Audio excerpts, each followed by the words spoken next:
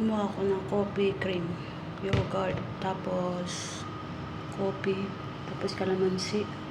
Nagyan ko ng konting gatas, tsaka asukal na.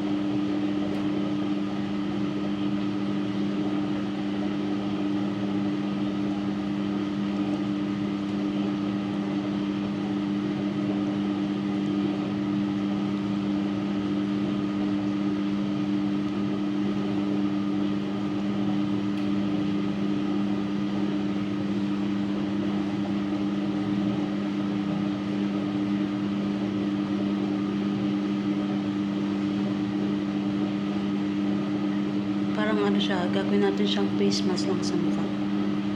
Ipi-face mask lang natin siya.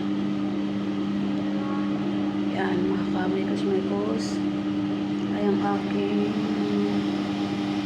recipe na cream. Isang yogurt lang po yan, tsaka coffee. Tapos konting asukal, tsaka gatas. Tapos kalamansi na kalahati. Yan lang. Diba?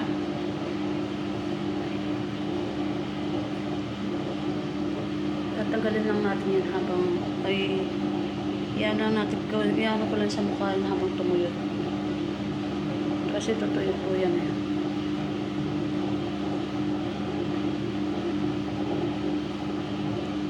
Pagbabantay ako ng akin.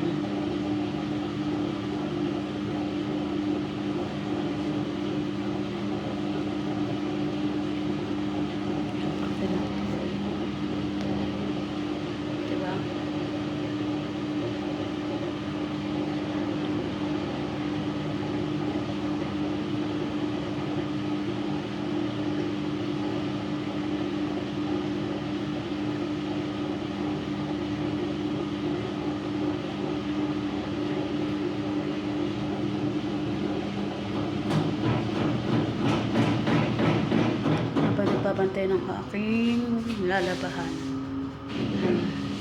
Babantay ako ng lalabahan ko. Naglagay na ako ng aking mask.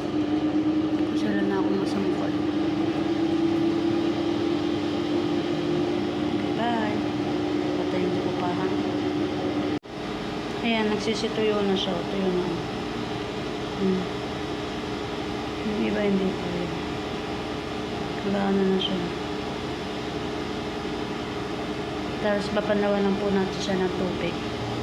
Tapos ako. Yun lang. Diba? Pakita ko sa inyo kung ano yan.